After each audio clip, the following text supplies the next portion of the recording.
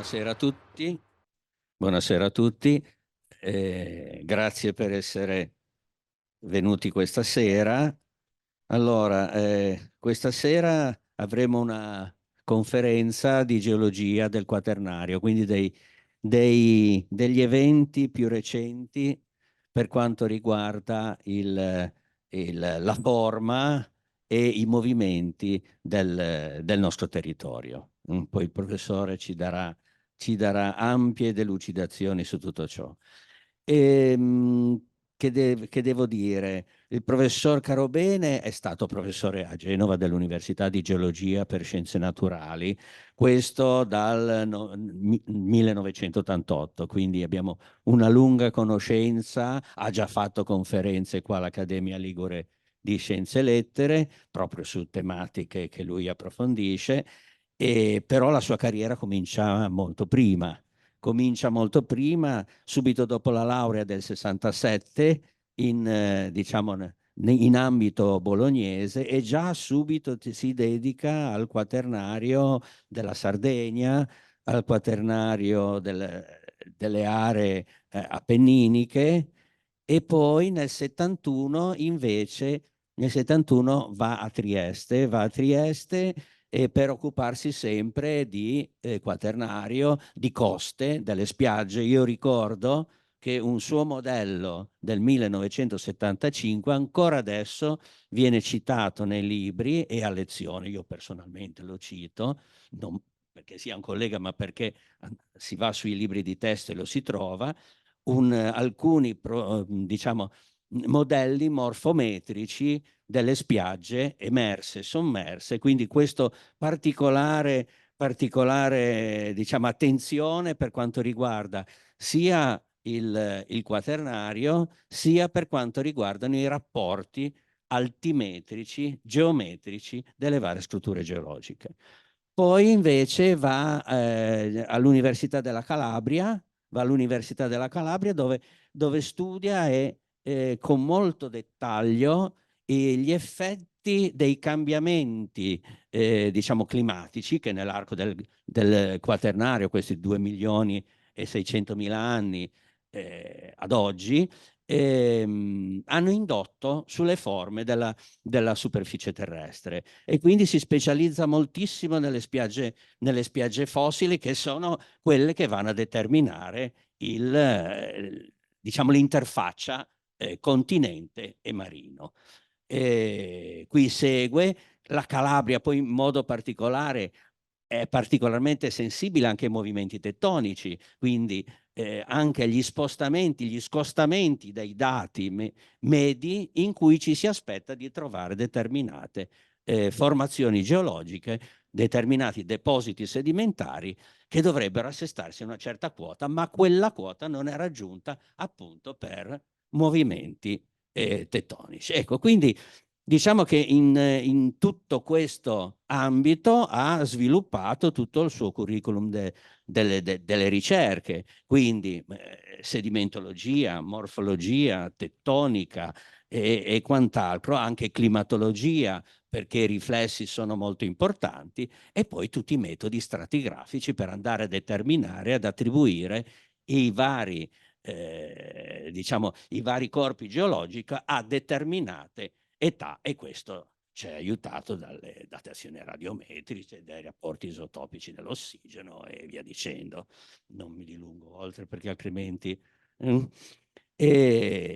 Bene, allora la sua conferenza, il quaternario testimonianze degli eventi geologici che hanno modellato la superficie terrestre in 2,6 milioni di anni. Ecco, tutte le discipline che ho nominato del tuo curriculum rientrano dentro a tutto ciò. E adesso ti ascoltiamo. No, adesso ci aspettiamo il buono. Bene. Ti lascio.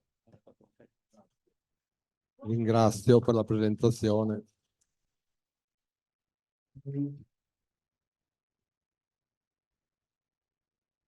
Ecco, buongiorno a tutti. Adesso vediamo un po'.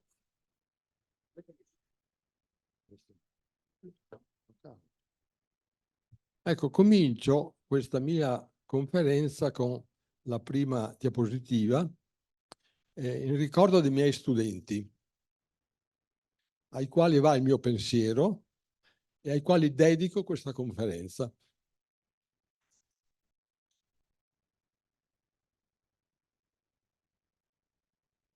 Ecco, qui partiamo subito con gli aspetti quaternari. Sentite bene? Non è... Sì. Ho disegnato a sinistra, vedete, un monte e a destra una pianura. L'ho fatto perché il geologo classico, non il geologo del quaternario, studia le montagne di solito, studia cioè i corpi marini che costituiscono le montagne, con quelli hanno fatto la stratigrafia che esiste dal Paleozoico a oggi. Quindi questo è lo studio, quindi faglie antiche, strati piegati, eccetera, stratigrafie e così via. Ho messo una faglia antica per far vedere che insomma le nostre catene montuose, le Alpi in particolare, sono già una catena quasi morta, diciamo, cioè ferma, mentre invece ho messo, vedete, una faglia attiva a metà. Io guardo qui, ma voi immagino che vedo quello che c'è dietro, ovviamente, una faglia attiva tra la pianura e il monte, perché guardate le frecce, a sinistra ho messo un monte in sollevamento, in rosso, e in erosione. Questo è un binomio tipico del quaternario, sollevamento uguale erosione. A destra invece ho messo una pianura in cui c'è, vedete, subsidenza, ovvero abbassamento, e sedimentazione. Anche questo è un binomio classico, questa è la regola, diciamo, nel quaternario. Nella pianura la parte superiore delle alluvioni è sicuramente quaternaria, via via che si scende può essere anche più antica, ovviamente. Mentre tutto il monte è antico, è paleozoico, mesozoico, cenozoico, però vedete che ho messo dei corpi, questi giallastri, che sono il quaternario. Il quaternario sono quindi delle coperture, come c'è anche scritto, coperture continentali, anche più piccole di questo tavolo, oppure grandi come una casa, dipende dalla situazione. Ho messo un lembo di morena per indicare che c'è stato un glacialismo, un detrito di versante che indica l'erosione del versante, il conoide che indica lo sbocco in pianura di un corso d'acqua che lì deposita il detrito che porta in sospensione. Ho messo il colluvium, che è un deposito di dilavamento del versante. Queste sono appunto le coperture, questa è la grande differenza. Anche le alluvioni recenti, che possono avere un enorme spessore e anche un'estensione, come la pianura padana, sono però una copertura di quello che sta sotto, che è più antico, avete capito? Quindi una caratteristica del quaternario, dello studio del quaternario, sono... infatti il quaternario si chiama anche geologia delle formazioni superficiali. Invece che dire geologia del quaternario, si può usare anche questa dizione, geologia delle coperture o dei depositi superficiali. Adesso c'è proprio 3 mani. Passiamo, ecco, come si studia il quaternario con, potrebbe, è meglio che lo usi, scusate, come si studia il quaternario? Ci sono varie discipline, perché il quaternario è ricco di indizi rispetto ai depositi più antichi, ce ne sono tantissimi e quindi questo richiede la collaborazione, l'utilizzo insomma di tante discipline diverse. Ecco, questo è anche importante nel quaternario. Ad esempio la geomorfologia, che quindi non è uno studio affine a se stesso, ma è un mezzo, la geomorfologia, per fare il quaternario. Avete capito? Già in questa prima diapositiva vedete in basso la pianura, che è una forma. Sullo sfondo vedete una catena montuosa, che in questo caso è vulcanica, qui siamo in California, e in mezzo vedete una forma a triangolo, che è invece il conoide che vi ho citato prima. Ecco, sono già 3 forme, quindi si studiano le forme per capire il paesaggio. Si può utilizzare anche vari metodi, foto aeree, foto da satellite, carte topografiche, oppure anche, come in questo caso, plastici in rilievo. Sono molto utili perché, vedete, mancano le strade, le città, i paesi, manca la vegetazione.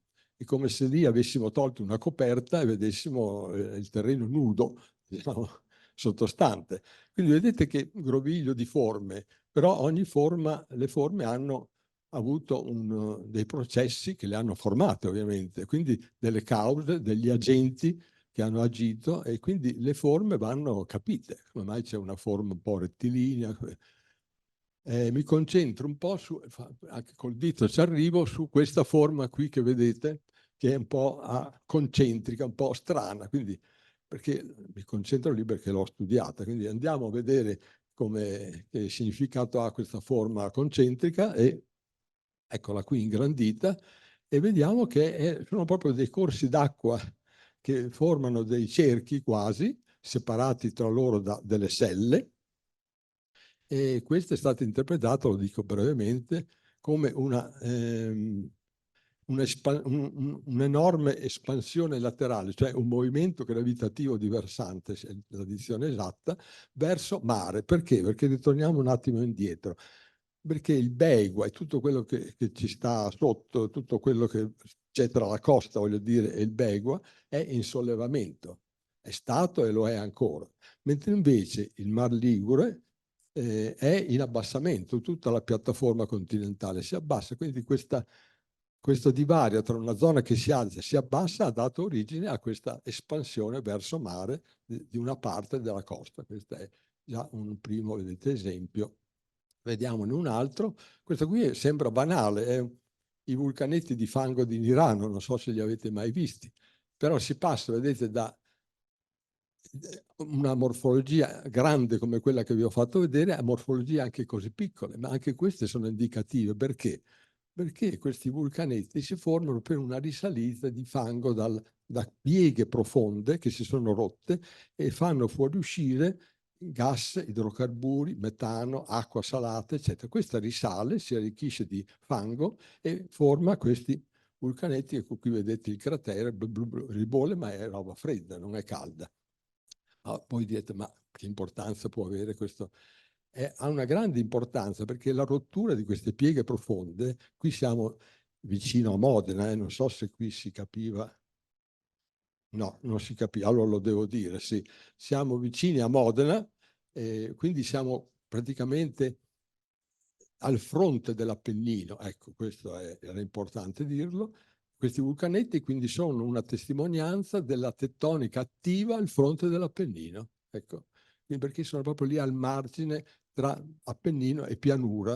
E voi sapete che la pianura, già giorni fa c'è stato un terremoto a Parma, vedete la tettonica attiva, e poi ci fu il terremoto del 2012, disastroso sempre in pianura, però perché il fronte dell'Appennino va a finire sotto le alluvioni della pianura padana.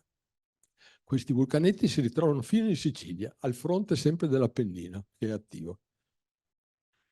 Un altro argomento è l'erosione. Vedete, ho scritto che è un processo grandioso che modella da sempre la superficie. È veramente grandioso questo processo. Ha un tasso di... Ecco, vediamo un po' l'esempio, così capite meglio. Questi sono i calanchi nelle argille della Romagna. No. Questa qui era a Nirano, non ho scritto provincia di... Ah, qui siamo a Capo Vaticano, non l'ho scritto perché l'ho messa lì come titolo. Capo Vaticano. Ah, la geografia non si studia più nelle scuole. Vabbè, è un compito che dovete fare a casa, allora dovete cercare Capo Vaticano. Esatto. Qui siamo invece, allora, lo dico, in Romagna, anche nelle argille del Pliocene in Romagna. E vedete, queste sono argille plioceniche, vuol dire che sono hanno 5-6 milioni di anni, ecco, questo vuol dire, che però sono in questo caso emerse, perché anche qui siamo al fronte dell'Appennino, che è in sollevamento. E vedete il tasso di erosione, la quantità di erosione che hanno subito e stanno subendo queste argille. È un'erosione di tipo areale a calanchi. Se ci fate caso, vedete in alto del giallo. Andiamo a vedere questo giallo che si vede in alto. Eccolo qui. Vedete, allora qui sono sabbie litorali. Allora, qui ci sono ho scritto 3 processi erosivi importanti. Il processo di erosione delle argille che si sono sollevate, eccetera, che hanno fatto erosione a calanchi. Poi c'è l'erosione che ha spianato quando queste argille sono emerse in superficie, sono state spianate dall'erosione. Su questo si sono deposte queste sabbie gialle che sono quaternarie. tutto si è sollevato, però perché qui siamo a circa 200 metri, quelle case saranno circa 200 metri di quota, e anche le sabbie gialle sono state spianate dall'erosione. Vedete, sono già tre tipi di... Cioè il geologo del quaternario, voi vedete una cosa, ma il geologo del quaternario la legge, che è diverso, cioè leggere il paesaggio vuol dire conoscere l'alfabeto del paesaggio e quindi leggerlo. La gente normale, tra virgolette, vede che è bello, che è brutto, ma non sa leggerlo. Ecco, questa è una bella differenza. Ad esempio, se andate qui a fare un giro da queste parti nella Monument Valley, vedete un altro tipo di erosione, è veramente grandioso, perché queste rocce, a cui ho dato anche il nome, le rocce in geologia formano delle formazioni che hanno una litologia costante. La formazione è proprio il nome classico che si dà. La formazione, anche in inglese, Cayenta, Navajo, Carmel. Allora, Navajo e Cayenta, no, Carmel e Cayenta sono marine, però qui, se riuscite a leggere, mi pare che si legga là, è 1800 metri di quota, siamo qui, quel cucuzzolo lì è a 1800 metri sul livello del mare, ma era a livello del mare. Ecco, quindi questo già indica un sollevamento enorme. E come vi ho detto all'inizio, ciò che si solleva si erode. Quindi c'è stata un'erosione grandiosa, anche perché al di sopra della Carmel Formation c'erano 200-300 metri di altre formazioni. Quindi in base all'ultimo livello marino si può cominciare a capire quando è cominciata l'emersione e quindi l'erosione. Quindi l'erosione massima, secondo i geologi americani, è iniziata nel Quaternario. Quindi sono sparite 200-300 metri di rocce che stavano sopra alla Carmel Formation. E poi il tutto si è sollevato, e nel contempo, e qui vi faccio vedere la figura così, i miei disegnetti sono... ne ho fatti migliaia ai miei studenti, ho fatto questo disegno in cui si vedono i due, vedete a sinistra, i due relitti, cioè, sopra c'erano le formazioni erose tratteggiate, che sono sparite, e quindi quella è un'erosione areale. Nel contempo, alzandosi di quota tutto il territorio, il Colorado, che è quello che ha fatto quella valle, il Colorado si approfondiva di oltre 1500 metri, andando a finire addirittura nel substrato precambrico, che ha più di 1 miliardo di anni. Vedete che questa è un'erosione verticale. I versanti, che sono a destra e a sinistra del canyon cosiddetto, sono invece erosi da processi di versante, che sono diversi dagli altri tipi di processi. I processi di versante sono quindi 3 tipi di processi. Per non parlare, poi vado avanti se no sono troppo lungo, dell'erosione mostruosa che ha avuto il precambrico. Vedete che è completamente spianato dall'erosione, una cosa incredibile. È un penepiano, si chiama in geologia. È uno spianamento. Quelle sono le radici di catene montuose erose spianate dall'erosione. Le rocce metamorfiche sono le catene, la radice delle catene montuose. Quindi pensate che razza di erosione. Questo è un altro esempio di erosione, non è altro che uno spezzone, diciamo, di un camino vulcanico. Il vulcano è sparito ed è rimasto questo mozzicone, chiamiamolo così, di condotto vulcanico, perché è costituito da lave molto solide e resistenti all'erosione, però tutto il resto del territorio è spianato. Qui siamo nello Wyoming, parola un po' difficile da dire. Un vulcano di 50 milioni di anni fa. Anche questa però è un'erosione quaternaria. Quindi pensate, guardate questo, forse avete visto le fotografie, questi sono sferoidi granitici di 3-4 metri di diametro, ma come si sono formati? Si sono formati con una storia molto lunga che non voglio nemmeno cominciare a dire, perché ci metterei un'ora. Hanno 1700 milioni di anni, è un granito di 1700 milioni di anni fa, che era quindi almeno 20 chilometri all'interno della crosta terrestre, dove si formano i plutoni, insomma. Quindi vuol dire che nel tempo questi 20 chilometri o 15, quelli che erano, sono stati portati via, tanto. Poi a un determinato momento il plutone è arrivato in superficie, ma lì si è instaurata in Australia, siamo in Australia, l'Australia è una che ha viaggiato dall'Antartide fin dove adesso ha viaggiato, fatto parecchi chilometri.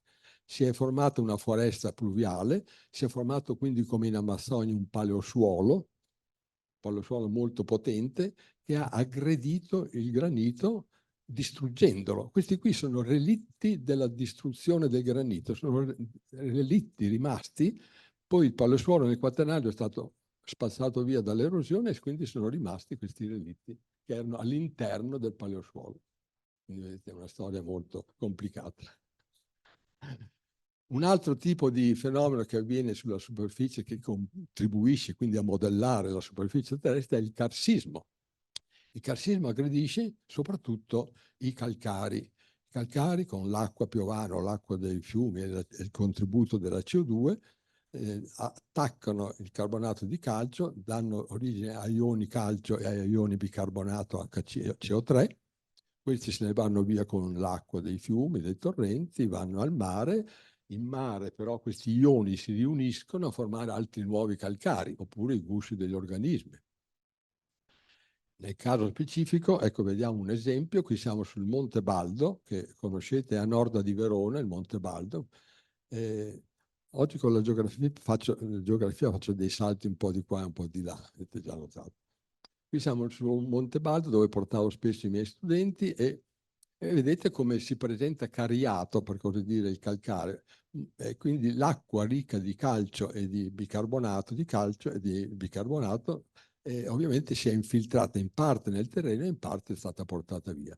Quella che si infiltra nel terreno, ecco qui però vediamo prima un altro esempio, siamo in Calabria, qui Monte Cocusso. Vedete che razza di paesaggio è il paesaggio carsico, perché essendo tutto cariato, è tutto fessurato, è tutto pieno di ricco, insomma, di condotti che portano l'acqua in profondità, l'acqua che cade viene tutta assorbita, non corre più in superficie. E quindi il paesaggio si presenta senza detrito, non ci sono alberi, vedete, c'è niente. Ecco, però, se avete un po' di occhio, lì vedete che in realtà c'è questa specie di piccola pianura con dell'erba secca. Quella è il riempimento di una depressione carsica, è il riempimento di una depressione carsica. Di che cosa sarà riempita? Ci vuole il martello del geologo, ma si va, non l'ho portato perché oggi non mi serve, e si fa un piccolo scavo. Eccolo qui. Guardate la sorpresa, è un deposito di cineriti quaternarie. E di questo parlerò dopo col vulcanesimo. Il vulcanesimo esplosivo, le nuvole di cenere possono viaggiare anche per decine o centinaia di chilometri, poi si depongono e in questo caso si sono deposti in una depressione carsica e lì sono rimaste. Ecco, parlando di grotte, vi ricordo anche la grotta di Frassassi, forse un po' l'avete sentita nominare, la grotta è famosa, almeno in Emilia-Romagna e nelle Marche è famosa, ecco. Ma io la cito perché è una grotta straordinaria, molto grande, che io ho esplorato nel 1972. 1972. Allora si doveva risalire un ripido versante, entrare in un buco di mezzo metro di diametro, infilarsi dentro e poi si apriva un pozzo di 100 metri di profondità. Ecco, comunque la cosa interessante di questa figura è però anche un'altra che riprenderò più avanti, è l'andamento angolare del fiume Esino. Vedete che andamento che ha ad angolare? Come mai è angolare? Ecco, ne parleremo dopo. Quindi adesso vi citavo questa grotta. Ecco, questa è una foto che feci a suo tempo, 1972, ancora con i flash a lampadina. E si faceva la foto, poi si buttava la lampadina. Va bene, andiamo avanti. Se volete vedere un carso diverso dovete andare ad Along, in Vietnam. Questo è un carso cosiddetto a torri. Lì siamo però in zone monsoniche, in zone tropicali, piove il doppio, il triplo che da queste parti, il clima è diverso, quindi si formano queste strutture, scusate, che poi diventano stabili perché sono completamente calcificate all'interno. Quindi tutta l'acqua piovana non erode più queste torri, perché l'acqua si infiltra all'interno. Carso a torri tipico delle zone tropicali. Passiamo all'azione morfogenetica dei fiumi. Vedete quante cose bisogna tenere presente per studiare il paesaggio e quanti Vi ricordo una cosa, che i fiumi nella geologia del quaternario sono degli agenti, gli agenti morfogenetici, infatti si dice, no? Anche agente, ed è un termine giusto, agente. L'agente è una entità fisica misurabile che produce dei processi se ci sono dei motivi. Ad esempio, il fiume è acqua che corre perché c'è un gradiente altimetrico, perché c'è il vento, è l'aria che si muove, il vento si muove perché c'è un gradiente barico o di barico o di termico, di temperatura. Il ghiacciaio si muove perché c'è un gradiente altimetrico, eccetera. Quindi ci vuole una causa, ci vuole la gente, poi la gente fa diversi tipi di processi. Ad esempio i fiumi ne fanno diversi, non ne fanno uno solo, erodono, trasportano, depositano, eccetera, eccetera. Avete capito? Quindi ci tengo a dire questo perché è importante per capire le cose. Allora, infatti, questa valle così enorme, che è enorme, la può aver fatta il fiume che forse, che adesso non scorre perché era secco, ma che scorre lì dove c'è un po' di verde, può averlo fatto quel fiume? No, qui ci vuole un evento completamente diverso dall'evento che ci sono oggi. Quindi è stato fatto da il fiume, l'agente fiume ha avuto un processo diverso da quello che ha oggi. E qui cominciamo a entrare nel concetto di glaciale, interglaciale, ecco, perché certe cose a questo punto si capiscono se uno ha in mente questo concetto che il clima non è stato uguale, ma c'è stato un periodo glaciale e uno interglaciale. C'è una ciclicità quindi dell'erosione o dei processi che cambiano continuamente nel tempo. Infatti andiamo a vedere un corso d'acqua molto diverso. Facciamo un salto in Perù, vedete qui, è un corso d'acqua nella cordigliera orientale del Perù. Vedete che razza di versanti ripidissimi fa questo corso d'acqua, alimentato dai ghiacciai che ci sono a monte. Versanti ripidissimi che indicano un approfondimento molto veloce in un'area che è in sollevamento, tra l'altro. Tra l'altro voi vedete che il versante in basso è molto ripido, ma quello a destra in alto vedete che è meno ripido, perché quello è un versante di quando il corso d'acqua era più alto. È un versante di una valle che non c'è più, ma la valle che non c'è più, qui sarebbe stato utile quello strumento, però là in fondo, vedete in alto a sinistra, c'è quella specie di ripiano giallastro. Avete individuato tutti? Ecco, questo ripiano giallastro è un indicatore dell'antico livello che, ecco, questo è tipico del quaternario, cioè trovare i relitti dei processi. L'avete individuato tutti? Vediamo se tu sei bravo a... Ecco, quello là, ecco quello.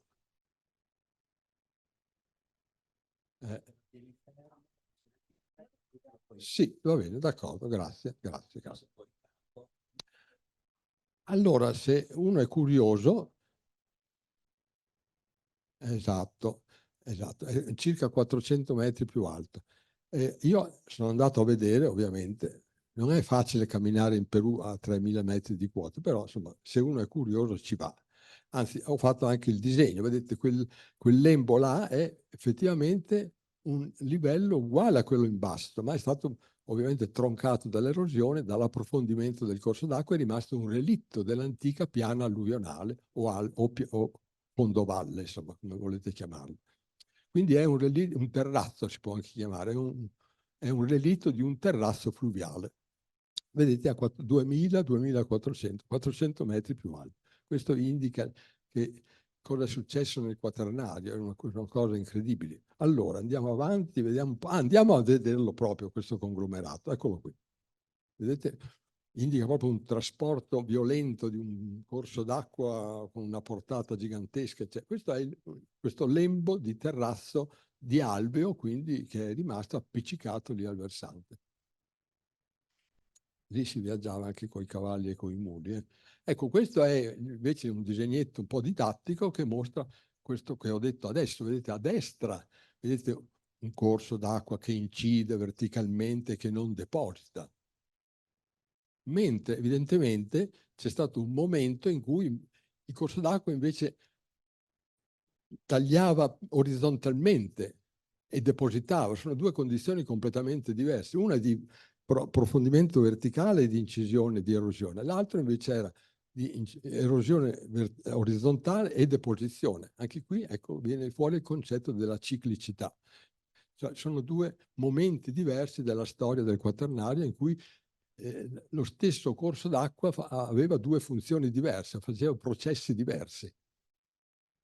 Ecco, vediamo allora un esempio pratico di terrazzo fluviale, vedete qui, bello, questa piana. A destra voi vedete il corso d'acqua appena lì, tutto in mezzo alla vegetazione, perché è ripido, è profondo ed è stretto, l'alve è molto stretto.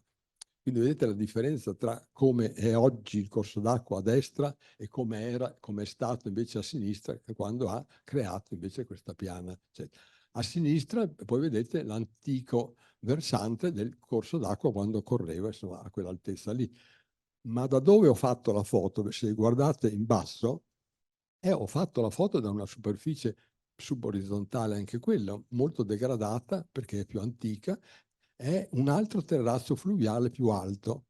Hai capito? Quindi ho fatto la foto per farlo capire ai miei studenti, ho fatto questo disegnetto. Io avevo un po' questa mania di fare in campagna i disegni perché affinché capissero meglio, spero. Allora, vedete, a destra il corso d'acqua che sta incidendo e si sta abbassando, a sinistra il prato più basso, che è quello che ho fotografato. Se andate in alto dove c'è la casa è il punto da dove ho fotografato il terrazzo più basso. E poi in alto, vedete, ce n'è un altro ancora, che è un lembo relitto, si chiama, o lembo anche di un terrazzo fluviale in cui si trovano ancora dei ciottoli. Queste sono le famose coperture, vedete? Guardiamo in alto dove c'è scritto antico colluvium.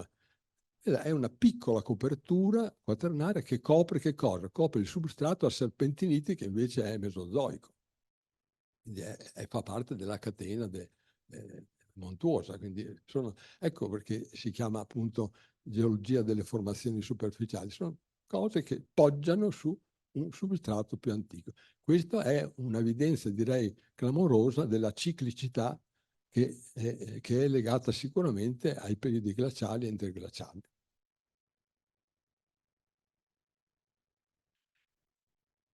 Se i fiumi nelle valli fanno quello che abbiamo visto, andiamo a vedere cosa combinano i fiumi in pianura. Alluvionano. Alluvionano. La pianura si chiama alluvionale perché i fiumi alluvionano. Se andiamo a Lugo e ci facciamo una bella perforazione per vedere cosa c'è, vediamo solo alluvioni. Infatti, vedete? Lugo sotto. Allora, cominciamo dal grigio. Il grigio sono alluvioni del periodo neolitico. In verde sono alluvioni del periodo dell'età del bronzo. In viola sono le alluvioni dell'età romana e in giallo tutto quello che è post-romano.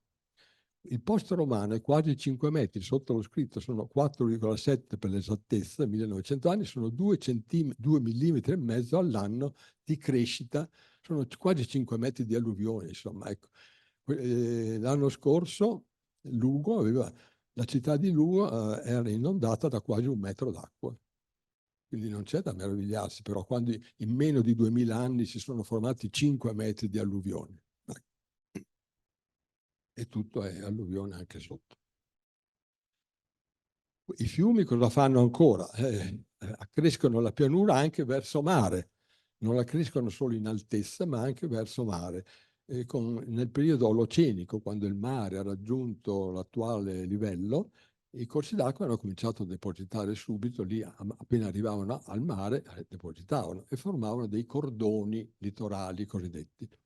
Continuando il processo, il cordone si è spostato via via nel tempo verso mare, anche di 10, 15, 20 chilometri nell'Olocene, lasciandosi però alle spalle un'area sottoalimentata, perché soprattutto attualmente, in cui i corsi d'acqua hanno degli argini molto alti, il materiale detritico, a meno che non ci sia un'alluvione come quella dell'anno scorso, tutto il materiale trasportato dai corsi d'acqua va in mare, cioè viene perso, per così dire, in mare e non alimenta più la pianura come quando era libero di alluvionare. Per cui la zona è sottoalimentata ed è il verde, vedete, maggiore di 2 metri, il marroncino tra 0 e 2, ma il giallo è già tra 0 e meno 2. mentre il verdino, quel verdino all'istrambo, è tutto meno di 2 metri. Cioè è tutta una zona addirittura sotto il livello del mare. Ma com'è che non è inondata? Perché c'è una rete, non so se da lontano si vede, c'è una rete fittissima di canali e di idrovore che tengono asciutto il terreno. Ecco, questo è cosa combinano i fiumi. E il vento è un altro agente, il vento, abbiamo visto prima, che si muove perché c'è un gradiente o barico o termico. Produce ben 4 azioni il vento: l'asporto, che si chiama anche deflazione, il trasporto, l'erosione e la deposizione. Facciamo un esempio, andiamo in Islanda. Voi vedete questo deserto petroso, io so già cosa c'entra col vento questo deserto petroso, perché il vento certo non trasporta queste pietre, giusto? Allora bisogna sempre tirare fuori il martello e fare un buco. Facendo il buco ci si accorge che in verità questo è solo un pavimento di pietre, ma sotto c'è un deposito limoso, sabbioso, ricco di pietre, chiamiamole così, o clasti spigolosi, è ricco. Quindi qui è stato il vento che nel tempo, nei millenni, adesso non so esattamente ovviamente, perché non ho studiato questa cosa, ma ho solo notato, il vento ha asportato la sabbia e il limo e man mano si è accumulato il pietrisco che era sparso all'interno di questo deposito sabbioso limoso. Quindi è un detrito rimanente, cioè quello che è rimasto dall'asportazione della sabbia e del limo. Vedete, non era facilissimo capire se non si faceva il buco col martello. Il vento può anche fare questi scherzi, perché qui poi che tira il libeccio, insomma, nel nord siamo della Sardegna, il vento si carica di sabbia ricca di granuli di quarzo e quindi ha poi un potere abrasivo non indifferente e si formano questi tipici tafoni della Sardegna. Cosa fa ancora il vento? Ecco, qui siamo in Namibia, vedete il vento qui fa diverse azioni. Il vento qui spira soprattutto da destra verso sinistra. Quindi il vento asporta da qualche parte, poi lo trasporta su in alto, quando arriva sul crinale perde la velocità il vento e quindi deposita, quindi asporto, trasporto, deposizione, e quindi in definitiva la duna si muove in questa maniera, avete capito? Passiamo a un altro tema, che è l'eustatismo. Ovviamente qui entriamo proprio in merito alle glaciazioni, al mare che si alza e si abbassa per colpa di questo cambiamento climatico. L'eustatismo si chiama così perché è una variazione globale, a livello quindi globale, del livello del mare. Perché anche se vi sembra strano, ci sono variazioni a livello locale. Adesso non ne parlo, ma parliamo soprattutto di questo adesso.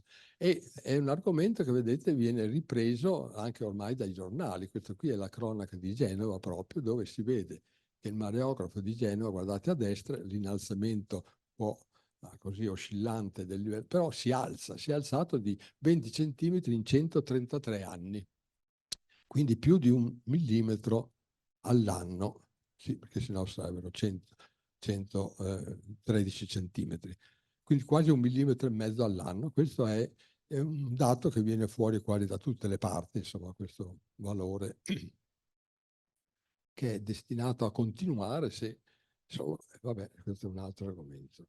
Ecco, vediamo in questa figura che è complessa, ma di questa figura guardiamo solo questa specie di cardiogramma che vedete lì, così verticale.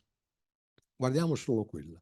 Quella è stata una delle cose più geniali che sono state scoperte in questo secolo, anzi nel secolo scorso, verso gli anni 1950. Allora, questa oscillazione che si vede non è altro che non deriva dallo studio degli isotopi dell'ossigeno dei foraminiferi, delle carote oceaniche.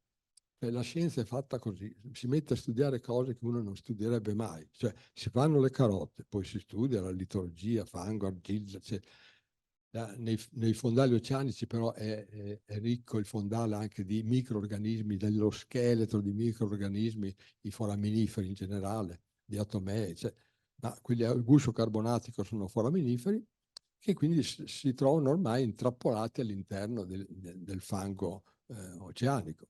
Quindi si sono messi a studiare il CaCO3 di questo nel guscio dei foraminiferi. Avranno studiato il Ca, avranno studiato il carbonio C e hanno studiato l'ossigeno. Dell'ossigeno non contenti hanno studiato gli isotopi. L'ossigeno è composto da 3 isotopi, O16, O17 e O18. Il 17 è poco abbondante, non viene preso in considerazione. L'O16 è quello il più comune, poi c'è l'O18. Allora cosa hanno scoperto studiando queste carote? Che c'era, immaginatele, queste carote, forse c'è una figura, eccola, ecco, queste sono le carote. Immaginate uno spezzone di carota che sono centinaia di metri, mettiamo 5 così tanto per fare un esempio. Per 5 metri questo rapporto o 18 o 16 è costante. Studiando gli altri 5 metri invece cambia ed è o maggiore, ma mettiamo minore. Poi altri 5 metri e viene invece maggiore. Quindi questa alternanza del rapporto isotopico fra O16 e O18 non si capiva assolutamente. Il motivo era incomprensibile. A qualcuno un po' geniale è venuto in mente di associare a questa variazione il glacialismo, che era però stato scoperto già nell'Ottocento, il glacialismo, tanto che lo chiamarono, il quaternario fu chiamato nell'Ottocento l'era glaciale. E su questo ci torneremo. Associandolo al glacialismo hanno pensato, se c'è la glaciazione, cioè, il mare si abbassa perché va a formare i ghiacciai ai poli, ad esempio. Se si abbassa, cosa succede? Cosa è successo? Anzi, è successo che è evaporata l'acqua. Se si abbassa di 100 metri, sono evaporati 100 metri d'acqua. Ma che acqua è evaporata? H2O. È evaporata l'H2O che ha l'O16, che è più leggero. Hai capito? E quindi nel mare glaciale si arricchisce, il mare glaciale si arricchisce di O18. Ecco che nelle carote hanno trovato un valore alto che è a sinistra di O18. Quando il mare ritorna è invece è meno ricco di O18, lo lasciamo a destra. Quindi ecco, questa è un'oscillazione tra molto O18 a sinistra e poco O18 a destra. È venuta fuori una curva geochimica dell'ossigeno. Però facendo la correlazione con l'era del mare è diventata automaticamente una curva eustatica. Ecco, questo è il punto. Questa è stata una cosa grandiosa, questa scoperta. La curva eustatica a sua volta diventa una curva climatica perché si abbassa quando c'è freddo e si alza quando c'è caldo. Quindi è diventata da curva isotopica, è diventata la curva climatica che adesso è alla base praticamente di tutte le correlazioni degli studi che si fanno sui quaternari, di grande utilità per capire cosa è successo nel passato. Ecco, è stato un po' lungo qui, ma insomma, poi sforerò il tempo sicuramente. Ecco. Un dettaglio della curva è questo, vedete gli interglaciali sono quelli in arancione, il 5E, il 7, l'1, noi siamo nell'1 adesso. Attenzione, guardate che razza di oscillazioni ha avuto il clima. Le oscillazioni di oggi, nell'1, quasi non si vedrebbero, sono dei millimetri. Cioè, in confronto a queste oscillazioni che vedete, le oscillazioni di oggi che chiamano cambiamenti al plurale climatici, è una piccola oscillazione del clima. Attenzione, perché lì le cose stavano diversamente. Ecco, durante gli alti interglaciali, che sono quei picchi 7C, 5E1, il mare staziona come oggi, come attualmente succede, per migliaia di anni e più o meno alla stessa quota. Stazionando più o meno alla stessa quota, il mare scava, come qui in questa tavola, scava una piattaforma di abrasione, si chiama, sulla quale poi ci sono anche i depositi marini. Cioè si formano i cosiddetti terrazzi marini. E qui ne vediamo uno. Vedete, questi geologi stanno rassolando per trovare dei fossili tipici di questo, proprio dello stage 5, dell'interglaciale 5, di 125.000 anni fa. Il fossile tipico di questo periodo è questo, è lo Strombus bubonius. Ritorniamo un attimo indietro qui siamo nella Calabria del sud, a Bovetto e Rovagnese, attenzione, è una delle zone a più alto sollevamento in Italia, 1,5 millimetri, 2 millimetri l'anno, è la zona dove qualcuno vorrebbe fare un ponte, tra l'altro. Comunque qui siamo a 150 metri sul livello del mare, cioè in 125.000 anni si è alzato di 150 metri. Sono solo 125.000, sono solo. Guardate già che straordinario cambiamento del paesaggio c'è stato in 125.000 anni. Roba che era a livello del mare, adesso è lì. Ecco, andiamo avanti. Passiamo adesso, sempre in base a quella curva, possiamo a questo punto fare della paleoclimatologia, cioè è magnifico dire cosa c'era 1,5 milioni di anni fa, si va a vedere la curva, c'era caldo, c'era freddo, quindi si può fare della paleoclimatologia. E questo anche è un argomento che, attenzione, qui è il piccolo di Trieste, quando ancora insegnavo a Trieste, vedete, del 76, il piccolo già allora parlava di queste cose qui, delle glaciazioni, periodi caldi, periodi freddi. E che cosa dice? Forse una glaciazione, e voi dite, hanno sbagliato in pieno, ma hanno sbagliato in pieno, bisogna vedere, adesso vedremo la curva più in dettaglio, la curva climatica. Poveretti,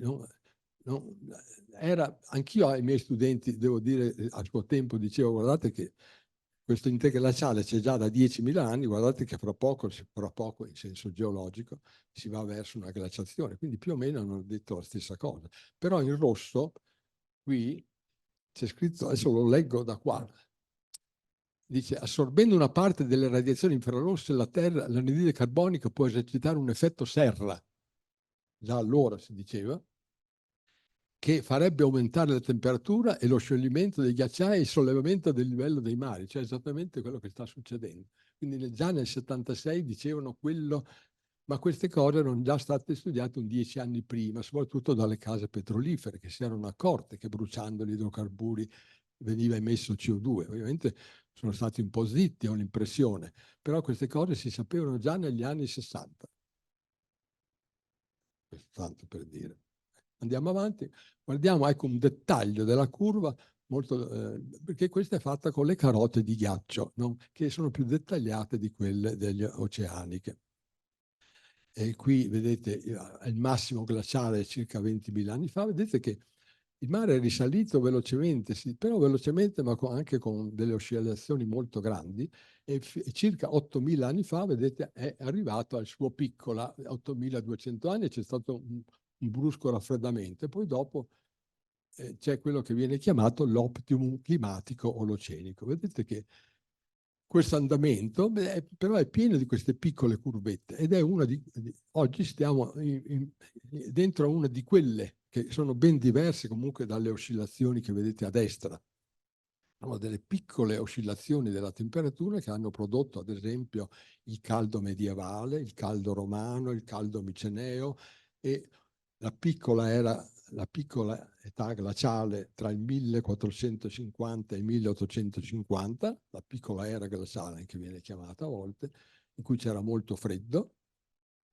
E quindi questo, vedete però che la curva, anzi vediamola ancora più in dettaglio, vedete che la curva è in discesa, cioè sembra andare sembra che stia finendo l'interglaciale, vedete che sta scendendo verso sinistra, scende, a destra ci sono le date più antiche, 10.000 anni, a sinistra 0, quindi lo dico per chi è lontano, quindi la curva sta scendendo dal massimo che ci fu circa 8.000 anni fa ad oggi, quindi dire che si va verso la glaciazione non era proprio sbagliatissimo, ovviamente, però i gas serra hanno cambiato tutto e adesso dobbiamo vedere quanto dura la cosa. Certamente non è che se in Italia smettiamo di fare CO2 le cose cambiano. Ecco. Questa curva si vede il picco basso della piccola era glaciale a sinistra e adesso poi l'innalzamento attuale. Glacialismo. Il glacialismo, questo grande evento ciclico, qui vedete un fronte di una lingua glaciale, però siamo in Islanda qui, siamo in Islanda, però anche là si stanno ritirando moltissimo le lingue glaciali. Ecco, lo faccio vedere questa, ma non lo leggo perché è troppo lungo. Già Flammarion nel 1886 chiamò il quaternario l'era glaciale. Ma perché? Perché quei poveretti lì del 1800 erano appena usciti dalla piccola età glaciale che vi ho nominato prima, quindi loro ragionavano con il clima che c'era allora e poi non solo, ma avevano visto che c'era stata un'attività glaciale, come adesso si vede, e in base agli indizi si poteva ricostruire una situazione di questo genere. tutto il nord Europa, vedete, era sotto 2-3 chilometri di ghiaccio. Se uno abitava a Oslo doveva trasferirsi chiaramente da qualche parte, più a sud. È una delle cause delle migrazioni, queste migrazioni, quelle glaciali, tutti migravano a nord, a sud, in Africa. Con il caldo tutti migrano dall'Africa verso il nord, è sempre successo. Animali e piante anche le piante ovviamente migravano. Vedete che a sud della calotta del nord, che comprendeva anche l'Islanda ovviamente, c'era la tundra, cioè quella regione in cui il terreno è permanentemente ghiacciato e che adesso però si sta già scongelando. Era completamente ghiacciato e lì non ci piantavi nemmeno un tubero, niente, proprio è ghiacciato fino a decine, centinaia di metri di profondità. Poi a sud non è che si stava benissimo in Liguria, vedete, la Liguria era una foresta conifera di clima freddo. È un bel cambiamento, insomma.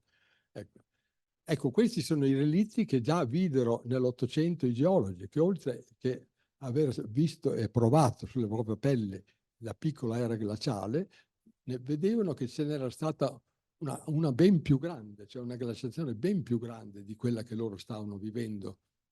Cioè, nelle grandi pianure, massi come questo, che poteva averli trasportati, l'hanno capito, forse perché proprio venivano da un periodo glaciale, sono i massi erratici molto usati poi in Islanda, in Irlanda e in Inghilterra per fare i dolmen. Ecco, ma si potevano anche guardare questi altri indizi, cioè i circhi glaciali, cioè dove lì stazionavano enormi masse di ghiaccio che poi scendevano mediante lingue glaciali fino in pianura.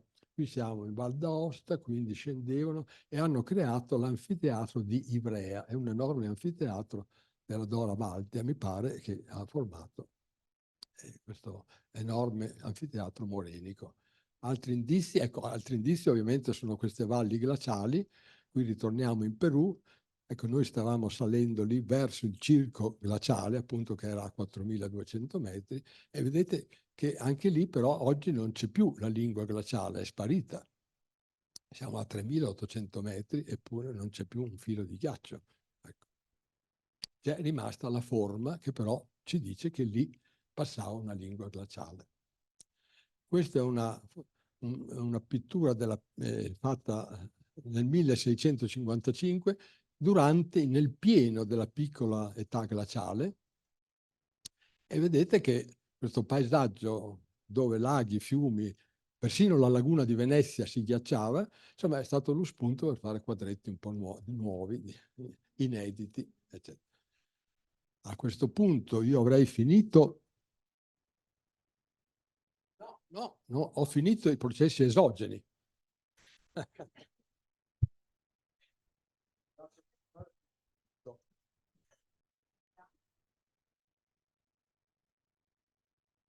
Ero abituato con gli studenti.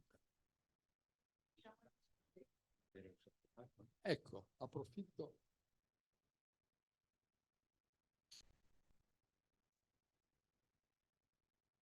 Poi ripartiamo perché ce l'hai belli caldi.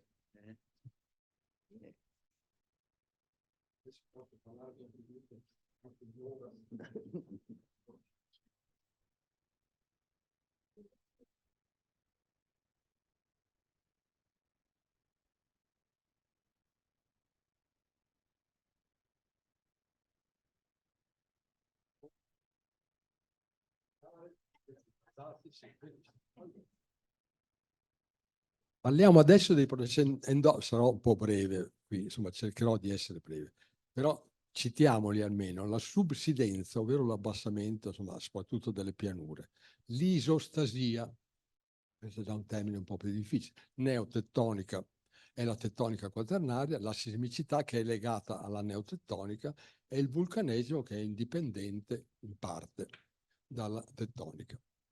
Quindi vedete, sono tre processi che hanno interagito con i processi esogeni, chiaramente, quindi è un gioco di interferenza non indifferente. Ricordiamo che la Terra è un sistema complesso che comprende litosfera, atmosfera, biosfera, criosfera, quindi è un organismo, sì, chiamiamolo pure così, complesso, che reagisce.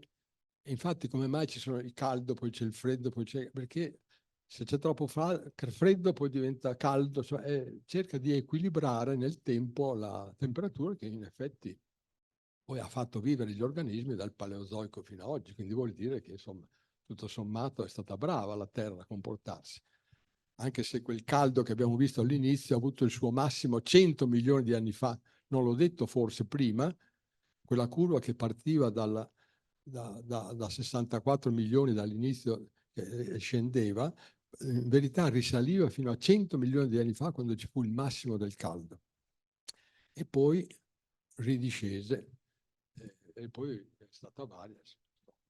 Subsidenza, vediamo un po'.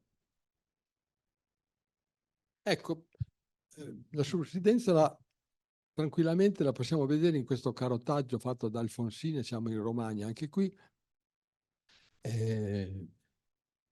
Un posto di 2500 metri, erano i posti che faceva l'AGIP per cercare il petrolio, eccetera, eccetera. Ecco, vedete che le sabbie gialle hanno uno spessore di quasi 1300 metri. Sono le stesse sabbie gialle che abbiamo visto all'inizio sopra le argille a Calanchi.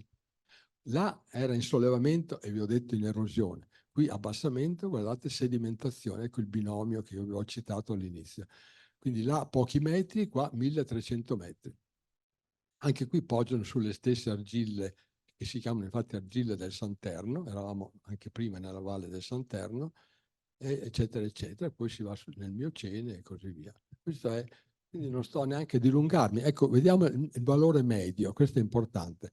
0,5 un millimetro l'anno delle sabbie gialle. Quindi un millimetro l'anno di subsidenza può sembrare poco, ma in 1 milione di anni sono 1 milione di millimetri, ovvero 1 chilometro. Bisogna ragionare con i tempi geologici per capire le cose. Andiamo avanti con questo e passiamo direttamente alla neotettonica, ovvero alla tettonica quaternaria. L'Italia è un paese veramente quasi unico, ha le Alpi che sono ormai stabili e invece gli Appennini che sono nati dopo le Alpi hanno finito di formarsi 30-40 milioni di anni fa, Gli Appennini invece sono ancora lì che si stanno muovendo, hanno cominciato diciamo pure 20 milioni di anni fa, ecco, a formarsi e si stanno ancora formando. Quindi in Italia c'è una grande neotettonica, ovvero una tettonica quaternaria e ovviamente associata, c'è qualcuno che mi sta sabotando, associata alla tettonica c'è ovviamente la sismicità. Ecco, allora qui, guardate, qui è il titolo della neotettonica, però già questo titolo dice tutto, perché queste chiasse chiare, vedete da lontano le quote 60, 225, 500, 700, 975, le leggete da lontano? Ecco, è la parte superiore di queste superfici terrassate marine. Sono superfici, vi dicevo prima che il mare quando si stabilizza fa delle superfici di abrasione marina, che poi può avere i depositi o meno sopra. Ecco, sono superfici create da alti stazionamenti del mare nel quaternario, di cui il più alto è quasi a 1 chilometro di altezza. Quindi è un terrazzo marino che adesso è quasi a 1 chilometro di altezza. Questo qui, 9,75. Quindi vedete che movimenti giganteschi sono successi nel quaternario. Ecco, qui siamo nella Calabria meridionale, a sud del fiume Savuto, sì. E mi dimentico sempre di dire dove siamo. Quindi la Calabria, il Tirreno a destra, eccetera, eccetera. La Calabria si alza poco a nord, e più si va a sud più si alza. A nord ha dei tassi di 0,1, 0,2, 0,3, eccetera. E poi invece a sud di 1-2 millimetri. C'è un notevole cambiamento. Ecco, la tettonica però non si esplica solo col sollevamento, ma anche con la fratturazione del territorio, del substrato, insomma. Ecco, in questo caso vediamo l'Isonzo. Io che sono stato a Trieste l'ho visto, ho fatto anche dei lavori su queste zone. Questo andamento angolare, vedete, verso nord-ovest, verso nord-est, nord-ovest, sempre angolare, cioè continuo questo andamento angolare desta un po' il sospetto, diciamo così, e quindi si va a studiare l'area e cosa si trova? Che esiste un sistema di faglie che è esattamente coincidente con la direzione dei corsi d'acqua. Cioè i corsi d'acqua hanno preferito le zone fratturate dalle faglie, perché la faglia frattura la roccia, quindi la rende più erodibile, e quindi hanno anche cambiato corso, hanno preferito quello più facile a un certo punto, che è quello delle zone fratturate. Quindi vedete che tutta l'area, tra l'altro, è in sollevamento. Qui siamo ormai nella parte nord della catena dinarica, che è simile a quella appenninica, e quindi è una zona molto dinamica, anche perché a sinistra, vedete, invece è in abbassamento. Quindi questa zona dinamica è quella che poi ha provocato il terremoto del 6 maggio, che è indicato dall'epicentro, vedete in alto a sinistra, quello è l'epicentro del terremoto del 6 maggio 1976. Ecco, qua è proprio una fotografia dell'Isonzo, vedete come piega, tac, tac, e poi là in fondo a destra gira dove c'è quella valle laggiù in fondo, vedete, andamento angolare. Ecco, le faglie, le fratture possono essere anche sismiche, non sempre. Ci sono le cosiddette faglie asismiche e quelle invece sismogenetiche, cioè che danno origine ai terremoti. Questa è una faglia quaternaria sismogenetica. Come si fa? Però voi direte, come si fa a dire che è quaternaria? Come si fa a dire che è recente? Intanto già dall'aspetto, vedete a monte di quella superficie com'è il territorio tutto eroso, irregolare, eccetera, perché sono dei calcari, quindi lì c'è il carsismo che ha agito e ha reso la roccia tutta così. Invece se andate dove c'è questa superficie a specchio, quasi, infatti si chiama a volte specchio di faglia proprio, se voi la girate non vedete traccia di carsismo, quindi vuol dire che è recente, perché se fosse un po' antica sarebbe già carsificata, quindi è molto semplice in questo caso. Quindi è una faglia recente, quaternaria, guardate che razza di superficie ha.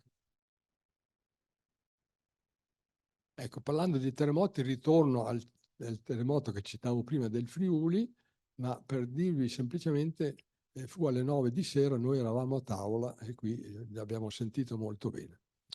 Fu di magnitudo 6,5 della scala Richter.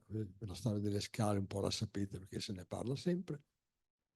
Allora a questo punto io tento sempre di cambiare con questo, invece è con questo che devo cambiare. Ecco, sono andato poi con i miei studenti 2 o 3 settimane dopo, forse imprudente devo dire, però sono andato a vedere i danni geologici e abbiamo anche visto che a volte c'erano case crollate e a volte no. Come mai? Ecco, guardiamo questa casa un po' in dettaglio. Vedete i muri? Sono fatti con i ciottoli arrotondati del fiume. Quindi l'importanza della costruzione, ecco, è importante come sono costruite le case. Ecco, allora a questo punto cito anche quello famoso di 70 anni prima, 1906, magnitudo 8,3, quindi quasi 2 punti in più. Cosa vuol dire quasi 2 punti in più? Nella scala Richter un punto in più vuol dire una, trovo il termine preciso, una potenza, diciamo così, non mi viene il termine esatto, però una potenza 30 volte maggiore. Cioè, un punto di magnitudo vuol dire 30 volte, o 30 un po' anche qualcosa, qualche virgola, 30 volte in più. Quindi questo, essendo 2 punti in più e 30 per 30, è stato 900 volte più forte di quello del Friuli. Ecco, questo volevo dire semplicemente. Ah, ecco, questo si sviluppa lungo la famosa faglia di Sant'Andreas. La cosa curiosa è che nella zolla nordamericana c'è San Francisco, quindi a destra della faglia, e a sinistra c'è Los Angeles, e vedete il movimento fa sì che le due città si stanno avvicinando di qualche centimetro l'anno. Questa è una curiosità, insomma. Ricordo velocemente il terremoto del 1693 nella Sicilia orientale. Perché lo ricordo? Non solo perché fece, ma non perché, anzi, non perché fece 60.000 vittime, un terremoto veramente gigantesco in quelle zone, qualcuno dovrebbe ricordarsi di queste cose, ma perché dopo il 1693 tutto fu ricostruito in stile barocco, il famoso barocco siciliano, è tutto posteriore a questa data. Ecco, quindi è del 1000? Ah, quello di Messina. Beh, non posso ricordarli tutti perché l'Italia è migliaia. Infatti ho evitato di farvi vedere le tabelle dei terremoti perché sennò perdevo 2 ore a leggerle. Ecco, invece vi faccio vedere come a volte si risale ai terremoti storici con gli archivi, ma addirittura qui ho fotografato nel Duomo di Erice questa lapide. Non so se voi leggete, comunque in blu vi ho scritto a destra la data che si legge. Agosto 1751, terremoto. Marzo 1783, 16 febbraio 1488. Poi c'è anche scritto pioggia, ma non era la pioggia, lì era un diluvio, ovviamente. Se lì si sono messi a scolpire la lapide, vuol dire che non era una pioggia come ieri qui a Genova, era un vero diluvio, tanto da poterlo dire ai posteri. Guardate che qui il 1° marzo del 59 è venuto giù. Però associatelo allora queste date alla piccola età glaciale che vi dicevo prima. Sono tutti dentro la piccola età glaciale, quindi vuol dire che il tempo non era proprio magnifico in quel periodo. Ecco. Curioso, tra l'altro, l'ultima data, no, anzi quella precedente è carina perché dice 1837 colera. Cioè, scrivevano anche gli eventi importanti, questo qui, insomma, in chiesa scriveva. Quello del febbraio 48 è interessante perché c'è scritto terremoto, poi a capo e rivoluzione, perché è la famosa, i moti rivoluzionari del 48 che per cacciare via i Borboni, infatti nacque il Regno di Sicilia nuovo, che però l'anno dopo la Sicilia fu riconquistata dai Borboni e poi dovettero aspettare Garibaldi per... Ecco, con i terremoti storici, eccetera, si fanno poi queste cartine sulle quali non mi dilungo, però vedete si va fino al V secolo a.C. Passiamo al vulcanesimo, qui non voglio nemmeno cominciare a spiegare questa figura, questa però i miei studenti dovevano sapere tutto quello che c'è scritto lì chiaramente. Noi prendiamo in esame semplicemente la nube di cenere, perché le nubi di cenere si espandono per il territorio, sono dei magnifici marker dell'attività esplosiva. Qui c'è il noto Vesuvio che esplose nel 79 d.C., si vede a sinistra il resto del Vesuvio che c'era e a destra quello nuovo. Poi qui vediamo anche l'Etna, vedete è curiosa l'Etna perché è un vulcano singolo che nasce, vedete, all'interno della placca africana che è in subduzione verso nord e che ha dato origine alla catena Appennino-Magrebide della Sicilia. Vedete, è in subduzione ancora, è in movimento, si muove tutto lì, non è mica fermo. E questo vulcano nacque, vedete, circa 500.000-600.000 anni fa, appoggiandosi sulle falde magrebidi o appenninico-magrebidi, perché poi proseguono in Africa, per questo si chiamano così. E poi adesso è arrivata alla quota di 3.340 metri, ha un'attività prevalentemente effusiva, cioè di lavica, ma anche esplosiva, come si vede da questi conetti piroclastici. Vedete che sono fatti di detrito, non sono fatti di lava. Sono conetti piroclastici che mandavano le loro nuvole a destra e a sinistra di cenere. La cenere sono delle bolle, vabbè adesso non entriamo in dettaglio. Allora, guardate che razza di vulcanesimo ci fu nel Lazio, è una cosa incredibile, cioè vivere in quel periodo tra 800.000 e 200.000 anni fa o 300.000, era veramente, bisognava girare con l'ombrello proprio, perché ecco, di questo vulcanesimo sono testimonianza sia le rocce ovviamente, ma anche questi laghi di Bolsena, Bracciano, Vico, Nemi, Albano, eccetera, eccetera, che hanno riempito gli antichi crateri o caldere, come in questo caso vediamo il lago di Bolsena, che non è il cratere, ma è la caldera, perché dopo l'ultima emissione di 300.000 anni fa, tutto si crollò perché la camera magmatica si svuotò e quindi formò questa ampia depressione che è il lago di Bolsena.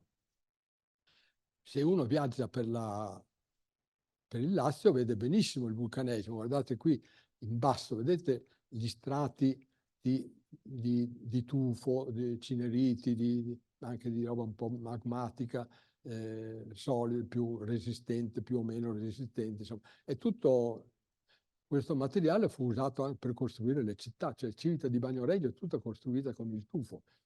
Però la cosa che a me interessa dire è un'altra, cioè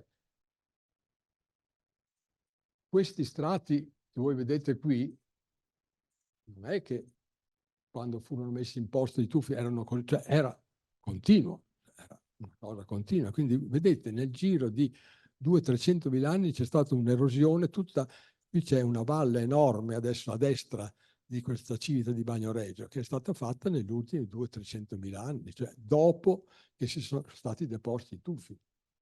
Quindi il paesaggio è cambiato completamente.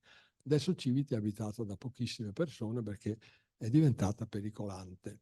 Ecco, queste nubi di cenere si depositano sul territorio, ma poi con l'acqua vengono dilavate, però se finiscono in un lago ci rimangono. Quindi lo studio dei depositi lacustri nel Quaternario è molto importante perché segnala qui addirittura 65 livelli di esplosivi, di cineriti ci sono solo in questo lago, quindi sono molto importanti perché a volte si possono datare. I laghi tra l'altro sono importanti anche perché contengono i pollini. Oggi non ne parlo perché non c'è il tempo, però i sedimenti lacustri sono molto importanti per il quaternarista. Ecco, questo invece l'ho trovato, vedete, fotografato in Calabria, nella Calabria centrale, quindi questa la provenienza è dal Vesuvio, quindi siamo nella Calabria centrale, provenienza 39.000 anni fa. Vedete com'è ben conservato tra questi due depositi, uno sopra e uno sotto. Ma con le nubi di cineriti non è che si depositano solo sul continente, ma anche in mare. È chiaro che in mare si disperdono, però se sono abbondanti possono generare un deposito anche in ambiente marino. Qui siamo nella Calabria ionica che è in forte sollevamento, circa 0,6 mm l'anno, e quindi queste sono argille marine che sono emerse e quindi qui si può studiare anche il marino, ecco, in Calabria, cosa di cui oggi non parlo assolutamente. Però vedete già l'indizio, come quando si gira questo indizio un po' così, uno va col solito martello, scava e emerge un livello pomiceo praticamente, vulcanico, all'interno delle argille che hanno permesso una datazione di 420.000 anni. Ah, siamo già alle conclusioni. Lo so che vi ho un po' stressato, chiaramente. Vabbè, fatto delle conclusioni un po', adesso vedremo. Intanto c'è la mia definizione di quaternario, che non è la solita definizione biostratigrafica, che vengono fatte, tra parentesi, vi dico, in base ai microfossili. Tutta la stratigrafia geologica è basata sui microfossili marini. Questa è una definizione che non segue questa regola. Il quaternario è l'ultimo periodo della storia della Terra in cui è ancora possibile riconoscere gli eventi e gli ambienti che via via si sono succeduti, mediante l'analisi diretta di forme e depositi in gran parte continentali. Questi sono destinati a essere distrutti dall'alterazione, dall'erosione, ma anche a rinnovarsi continuamente nel tempo futuro sotto l'azione di nuovi eventi e processi. Questa definizione è stata adottata nel libro di geologia del quaternario di Carraro 2012. Da questa definizione discende la seconda. Da sempre le terre emerse sono state soggette a eventi, processi endogeni ed esogeni che in parte vi ho raccontato. Pertanto è lecito affermare che il quaternario c'è sempre stato. Questo mi stupisce, questa definizione. Il quaternario c'è sempre stato. In base a quella definizione c'è sempre stato, perché quella vale anche 10 milioni di anni fa, 100 milioni di anni fa. Se io fossi nato 10 milioni di anni fa, adesso sarei forse un po' arboricolo. Comunque, se fossi nato 10 milioni di anni fa, avrei studiato il quaternario esattamente allo stesso modo. Cioè i processi che avvengono, fiumi, vento, ghiacciai no, non c'erano. Questo è vero. Quindi il quaternario c'è sempre stato, è ovvio, con quella definizione. Questa è un po' una precisazione, cioè lo studio delle forme dei depositi quaternari ha portato a riconoscere i processi endogeni ed esogeni avvenuti durante il quaternario sulle superfici emerse, dove prevalgono ovviamente i depositi continentali. Nelle aree costiere, come però vi ho fatto anche un po' vedere, sono presenti forme e depositi quaternari di genesi marine, i terrazzi marini, le argille marine che vi ho fatto vedere. Quindi quaternario, l'Italia è un paese straordinario in questo senso, è un'area veramente quasi unica, insomma, in cui si può studiare dalle Alpi e il marino, per i geologi, infatti è visitata da geologi di tutto il mondo. Questa è un po' lunga come definizione, come conclusione, però vale la pena di leggerla perché il quaternario è caratterizzato dalle forti variazioni climatiche, vado un po' veloce qui che abbiamo già detto, quindi è un'era glaciale, però per ritrovare un'altra era glaciale, attenzione, occorre ritornare indietro nel tempo, ovvero al passaggio carbonifero permiano 300 milioni di anni fa. Noi stiamo vivendo un periodo in cui il precedente c'è stato 300 milioni di anni fa. Questo fa pensare. Poiché processi, forme e depositi glaciali sono differenti da quelli dei periodi non glaciali, mi permetto di scrivere che il criterio dell'attualismo non è sempre applicabile. Non è sempre applicabile, è ovvio che quando c'era la temperatura 100 milioni di anni fa, che non c'è mai stata, il glacialismo ad esempio non c'era. Infatti Hutton e Lyell, Charles Lyell, che hanno vissuto durante la piccola era glaciale, scrissero: i fenomeni geologici o fisici che operano adesso hanno sempre agito con la stessa intensità e modalità anche nei passati tempi geologici. Voi capite che non può essere con la stessa intensità e modalità, assolutamente non è vero. Cioè, già adesso nel quaternario glaciale e interglaciale già cambia un po' tutto, però bisogna dire che a suo tempo l'età della Terra era molto più ristretta di oggi. Già Hutton diceva qualche milione, poi ci fu Darwin che è sempre della stessa età più o meno, è nato nel 1802. Darwin dice: momento, per cambiare le specie ci vuole del tempo, diceva, non è possibile che la Terra abbia pochi milioni di anni, e quindi si accordarono su questi 240 milioni di anni invece che 4,6 miliardi. Insomma, quindi vedete che questa affermazione dell'attualismo è un po' vacilla, ecco, no? Direi. Sarebbe ora un po' di ragionarci su. Cosa c'è ancora? Capita. Ecco, questa è la curva che mostra come già, non la feci già vedere, no. Vedete, 64 milioni di anni fa era già, guardate come da allora, è da 64 milioni che la temperatura scende. Quindi noi siamo adesso completamente a sinistra, in quel punto estremo a sinistra. Dove andremo a finire non si sa. Ecco, ancora cosa c'è scritto qui? Questo è interessante. Sulla superficie terrestre affiorano rocce ovviamente pre-quaternarie, paleozoiche, del Cambriano, eccetera, eccetera. Ma tutto, come avete visto, e penso di avervi convinto, il modellamento e il cambiamento che c'è stato già solo nel quaternario, con processi erosivi e sedimentari, pertanto si può dire che l'aspetto attuale del paesaggio è tutto quaternario. Cioè, se anche voi andate sulla cima del Begua, dovete dire: qui vedo, è tutto quaternario, cioè il paesaggio è quaternario. Se andate sulle Dolomiti, il paesaggio è quaternario, perché è stato rimodellato nel giro di 2,6 milioni di anni e quindi è completamente diverso da quello che c'era prima. Quindi il paesaggio è quaternario. E se posso dire, è come se un falegname facesse una sedia utilizzando legno del 1800. Quando ha costruito la sua sedia ve la fa vedere, ma la sedia non è dell'800, la sedia è di oggi. Il legno è dell'800, la roccia sarà mesozoica, ma il paesaggio è quaternario. Questa è la mia conclusione. Ancora, qui passiamo nell'antropocene, però non dimentichiamo che l'uomo è un agente. L'uomo è un agente che, come scrisse Stoppani, che fece una descrizione veramente è una nuova forza tellurica che per la sua potenza e universalità non sviene in faccia alle maggiori forze del globo. Guardate come è stato profetico nel 1876 a dire questa cosa, che l'uomo non sviene in faccia alle maggiori forze del globo, infatti quello che sta combinando è diventato uno degli agenti più potenti che esiste sulla superficie terrestre. È stato veramente profetico, bravissimo. Stoppani, io ho il libro, lo adoro, quindi me lo leggo alla sera invece che guardare la TV.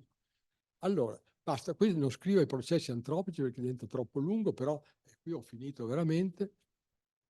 Cosa ha combinato finora l'agente uomo con i suoi processi? Consumo e occupazione di suolo a spese degli ambienti naturali, consumo eccessivo dell'acqua potabile e per irrigazione, riscaldamento climatico per aumento dei gas serra, aumento degli eventi estremi e innalzamento, non è poco. Come agente direi che ha fatto abbastanza. Io direi che con questo ho finito e vi ringrazio.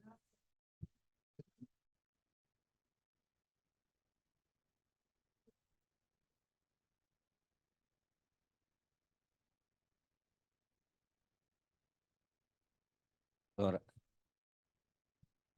riesco ad accendere. Allora, grazie al professor Carobene, interessantissimo. Ci sarebbero tantissime domande da fare, tantissime considerazioni. Sì, il tempo è tiranno, però almeno qualche domanda. Io ho sentito tanti commenti e quindi lo manterrei, diciamo, su argomenti generali perché sentivo che il Loggione mormorava. Sì, no, volevo sapere cosa ne pensa del vulcano Marsili, quello che è sott'acqua.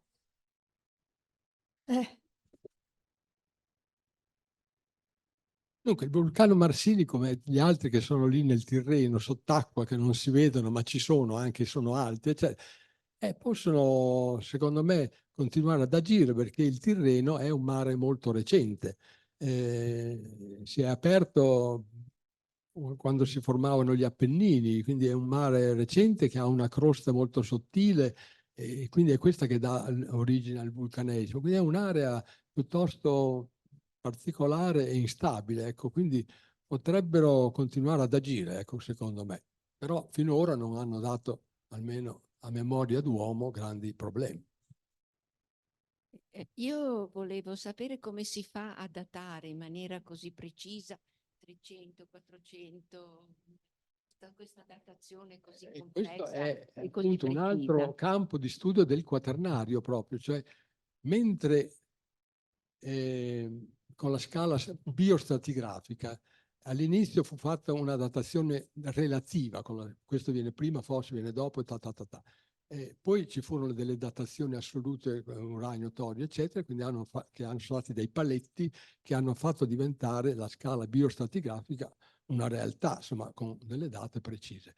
Anche nel quaternario, con tutti questi relitti che esistono, si utilizzano almeno 5-6 sistemi diversi di datazione, radiocarbonio, torio, uranio ovviamente, oppure le tracce di fissione, quindi ci sono vari sistemi di datazione. Prima si fa ovviamente uno studio relativo sempre, questo viene prima, questo viene dopo. Poi se riesce a fare una datazione, ecco che si può aggiustare la data anche degli altri posti dove non c'è la datazione. Ho risposto un po' velocemente, ma è così. Si fanno vari sistemi di datazione, sì. Sì. Professore, lei ci ha mostrato degli esempi di terrazzi marini sia in Liguria che in Calabria che hanno delle forti analogie in termini di evoluzione tettonica e anche in generale della morfologia. Ci può dire qualcosa di più, avendoli studiati nel dettaglio, se c'è qualche momento particolare in cui i due settori hanno conosciuto delle evoluzioni analoghe?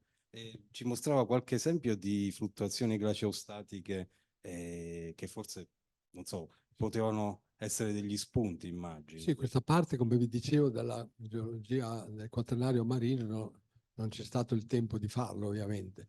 Però ci sono delle analogie, perché soprattutto sui terrazzi più antichi, perché la Liguria ha un tasso di sollevamento molto basso, il tasso di sollevamento costiero, addirittura minore anche di 0,1 in certi casi. E quindi cosa vuol dire se il tasso di sollevamento è basso? Vuol dire che gli alti livelli eustatici battevano e hanno battuto più o meno la stessa quota, capito? Mentre nella Calabria la zona si alzava, allora si è formata una scalinata di terrazzi, ma se la zona rimane ferma, cioè più o meno, e quindi la Liguria è povera di terrazzi marini. Ecco, il terrazzo di Arenzano, ad esempio, che è il più vasto, più ampio, quello è un terrazzo del Pleistocene inferiore, quaternario inferiore. Quello lo ritroviamo anche in Calabria, ma a quote molto più alte, perché dopo, sopra di quello non si vedono più terrazzi, sono spariti, come dicevo io prima, la roba a un certo punto più vecchia di 2 milioni, 2,6 sparisce, non c'è più. I terrazzi marini pliocenici, cioè, non ci sono, cioè, è una definizione che ho tirato fuori da questa esperienza che oltre un certo limite dopo questi indizi spariscono. Comunque il terrazzo di Arenzano, che è molto vasto, si ritrova in Calabria a quote anche di 1000 metri, anche di più, e là però c'è anche tutta la scalinata dei terrazzi intermedi. Quindi c'è un'analogia, l'abbiamo trovata, sì. Volevo chiedere un consiglio di 3 o 4 posti in Liguria che meritano di essere visitati dal punto di vista geologico anche per un profano. Senti, questa è una domanda difficile. I 3 o 4 era la difficoltà in quelli. Beh, no, è difficile a priori, nel senso che la Liguria è una regione in cui la geologia si può studiare in qualunque punto, quindi dire un posto dove si può, cioè lei dice un posto particolare, ecco, un posto strano, un po' diverso. Beh, già il Bego è un posto particolare, ecco, perché non esiste da molte parti, non solo d'Italia, ma anche nel mondo, di affioramenti di crosta oceanica, come in Liguria, in corrispondenza del Beigua. Cioè, non solo crosta, ma addirittura mantello oceanico, perché con la formazione delle Alpi queste masse sono emerse appunto, per sollevamento tettonico, e quindi lì si vedono queste serpentiniti, serpentinoscisti, peridotiti, eccetera, che sono, tra l'altro sarebbero rocce anche ricche dei famosi minerali rari, però andare a fare miniere da quelle parti, insomma, c'è qualcuno che non vorrebbe, ecco. Quindi non, oppure le grotte, non so, la grotta di Bergeggi che ho studiato, ma insomma ci vorrebbe una domanda un po', un posto, una richiesta più precisa, no? Cioè, per me geologo a qualunque punto è geologico e quindi ha la stessa importanza. Ho fatto una risposta un po' vaga, ma insomma, o perlomeno gli ho detto che il Bego si può andare, ma forse l'ha già vista. Però con occhio nuovo, vedendo questa crosta oceanica, fa un po' impressione di pensare che era là nell'oceano, sott'acqua, insomma. C'è qualcun altro che ha qualche... Una domanda un po' da profana la mia. La deriva dei continenti può apportare delle sorprese, delle modifiche del paesaggio? Siccome noi viviamo pochissimo, se noi vivessimo 1000 anni, 2000, effettivamente io penso che, perché la deriva dei continenti non è poi un movimento, abbiamo visto movimenti di subsidenza 1 millimetro, l'erosione anche circa 1 millimetro, 2 millimetri l'anno, che però, voglio dire, sommando 1 milione diventa sempre chilometri, questo è il punto, per quello ho detto il paesaggio è tutto quaternario. Però se la deriva dei continenti cosiddetta, tra l'altro ho sentito ieri una trasmissione in cui chiamavano Wagner, per tutta la trasmissione l'hanno chiamato Wagner invece che Wegener, ma insomma, pazienza. Quella avviene invece con velocità piuttosto forti, cioè centimetri l'anno, cioè le placche si muovono a 10, anche 15 centimetri l'anno. Anche l'Australia adesso si sta spostando verso nord di almeno 6-7 centimetri l'anno, quindi le placche effettivamente, io sono stato in Islanda quasi a cavallo con una gamba di qua e una gamba di là, nella placca europea e nella placca americana.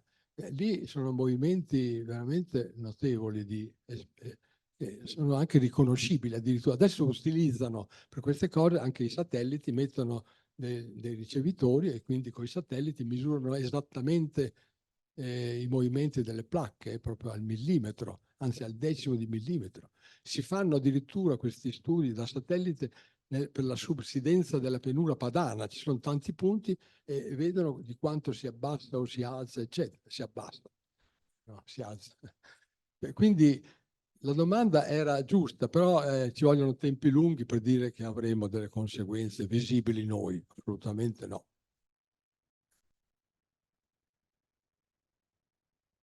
Dicevo, il dato medio sono 3 centimetri e 3 all'anno, Sì. però ci sono delle zone di 16, 17, Oltre i 10, 18 esatto. centimetri all'anno nell'area pacifica, nelle Però- cinture di fuoco. Però queste- non ce ne queste aree qua. accorgiamo, questo è il punto.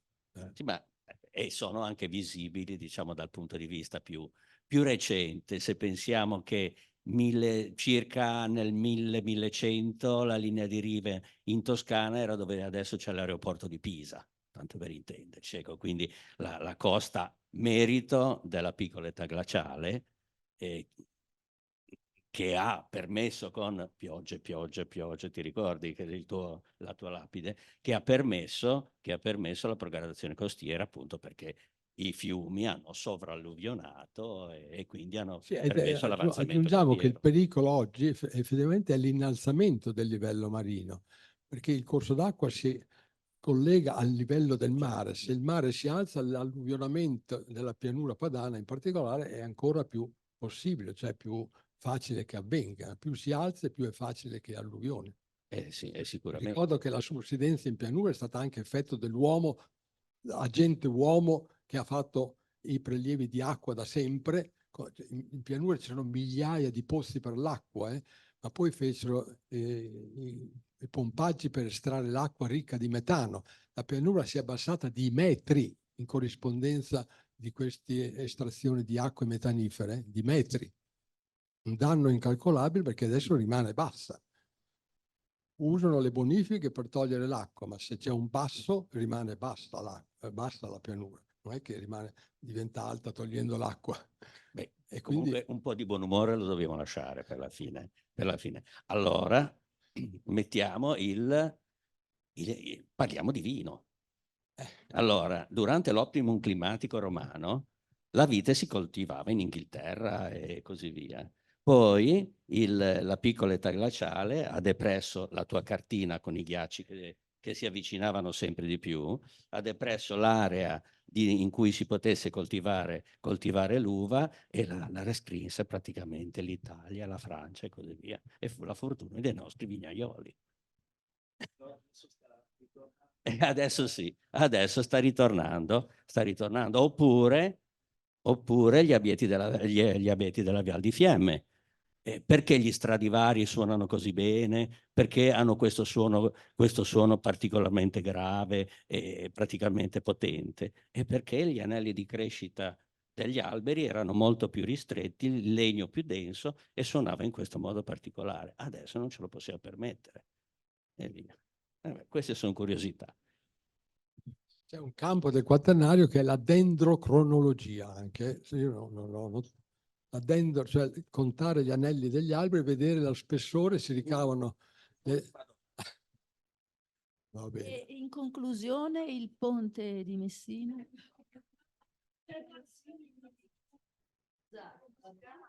No, il ponte di Messina hanno già stabilito gli stipendi della gente, eccetera, quindi non penso che.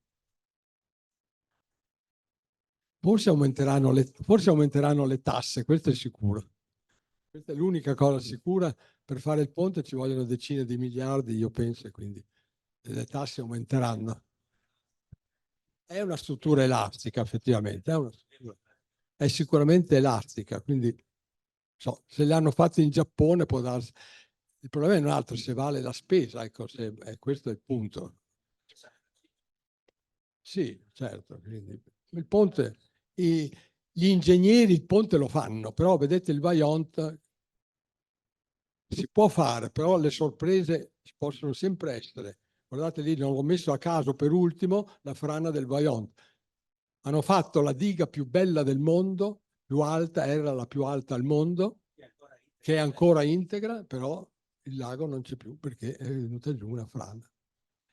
E il versante che è caduto era già un versante di frana, lo vede anche quasi uno studente. Adesso io approfitto, visto che avete tirato fuori in ballo, cioè questa riga verde è il versante prima della frana. Vedete dove finisce il versante? Finisce sugli strati a frana appoggio, si dice, che hanno la stessa immersione pendenza del pendio. Quindi il profilo prima della frana era già una frana esattamente come adesso. Vedete che adesso poggia sugli strati a frana appoggio con la stessa pendenza. Cioè è uguale, la figura, le due figure adesso, prima e dopo, sono identiche. Non vedo differenza, era già una frana prima. Insomma, io l'ho detto solo guardando il disegno che era già una frana, quindi non è che ci voleva molto per dirlo. Però la diga era già stata fatta, insomma, quindi è già...